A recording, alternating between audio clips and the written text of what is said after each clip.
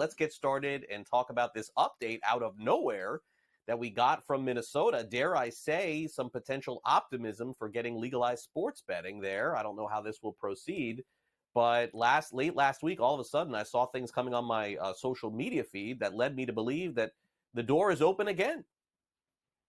The door certainly is still open in Minnesota, and as you know, and frequent listeners and viewers know, I've been very bullish the last couple of years on Minnesota, and this year has been a roller coaster. I mean, we've had a great start to the year where everybody had come to the table over the break, and we're talking about how to get it over the goal line and get it signed by the governor, and that those talks kind of broke down as the session rolled on.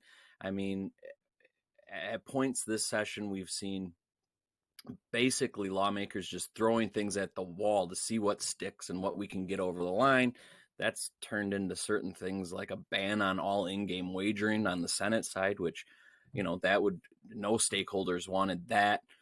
And it all comes down to this breakdown of the Republicans and the tracks and the tribes and the Democrats.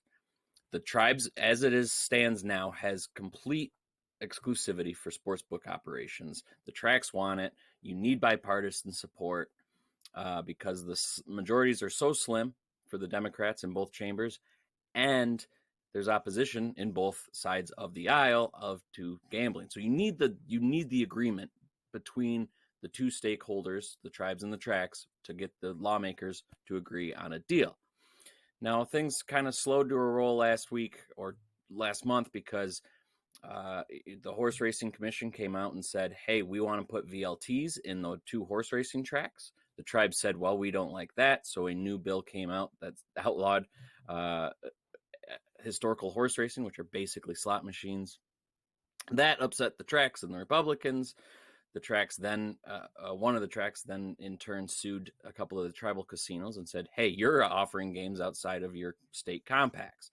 So this kind of was a big stalemate.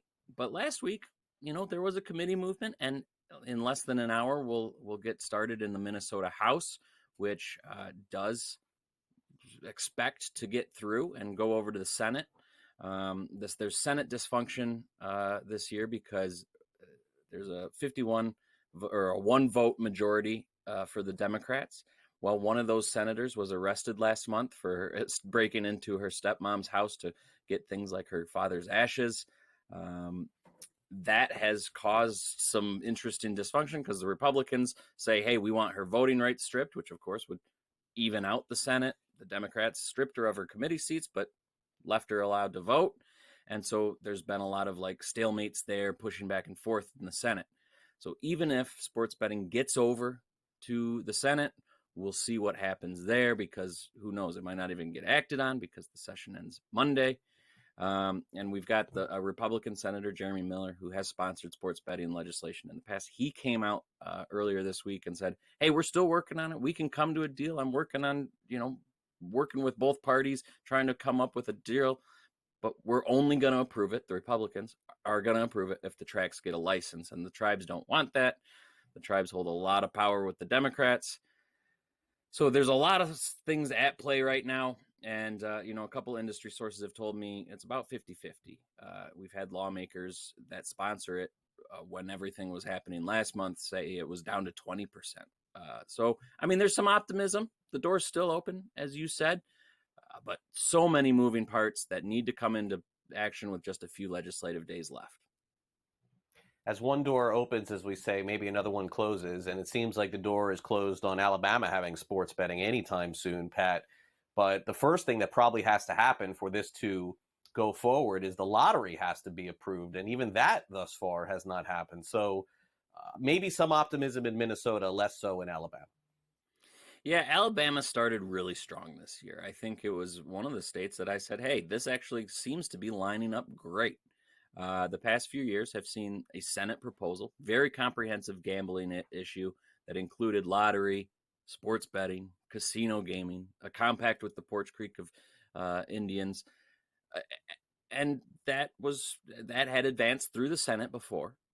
And then, last year, the House said, hey, let's educate the members. Let's not have a Senate push right now. We'll work on this in the future. Well, this year, House leadership took the issue and said, hey, we're going to develop our own package. They pretty much put together a similar package that has passed the Senate before. The House overwhelmingly passed it. They knew it was the governor's wish. They knew it was the House Speaker's wish. So we got this big package, including sports betting, into the Senate, something they had virtually passed in the past. Well, the Senate went ahead and said, well, this isn't what we want. They stripped out sports betting. They stripped out casino gaming. They sent it back to the House. The House said, well, that's not what we passed. They went to a conference committee. They did not put sports betting back in, but they did want to legalize the lottery. They wanted to legalize electronic gaming at 7 locations in the state, slot machines and the like, and the compact with the tribe. Well, the House said, oh, okay, that makes sense. We'll work on sports betting and other gaming later. Sure. Sent it back to the Senate. The Senate didn't like it, and including one of the main sponsors, he didn't vote for it because of the absence of sports betting. And we're just left as it's one of 5 states without a lottery. They've been trying to do this since 1999 when there was the last public vote to institute a lottery. And they seemingly almost got to the finish line this year, but of course didn't.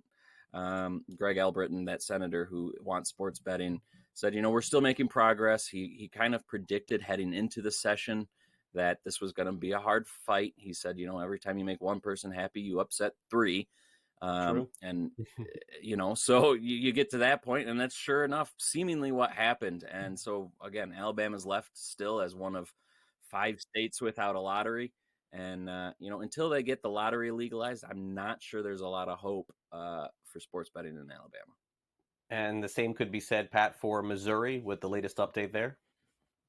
Yeah, the Missouri legislature winds down their session this week.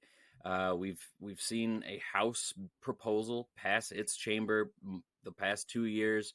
It's on the floor now, waiting to be passed, but I don't even think they're going to bother to send it over to the Senate because it's been killed the past 2 years by pretty much a single senator, Denny Hoskins, who wants to include video lottery terminals. Again, a slot-like machine that can go in convenience stores and gas stations, and nobody else really wants to do that. So, the legislative stalemate has gone on for 3 years now. It's made the pro teams that are supporting that legislation upset. They've led this ballot proposal that, of course, as we talked about last week, I believe, is successful. They had enough signatures. They've turned it into the Secretary of State. It should, as long as it's all enough valid signatures, get on the ballot in November.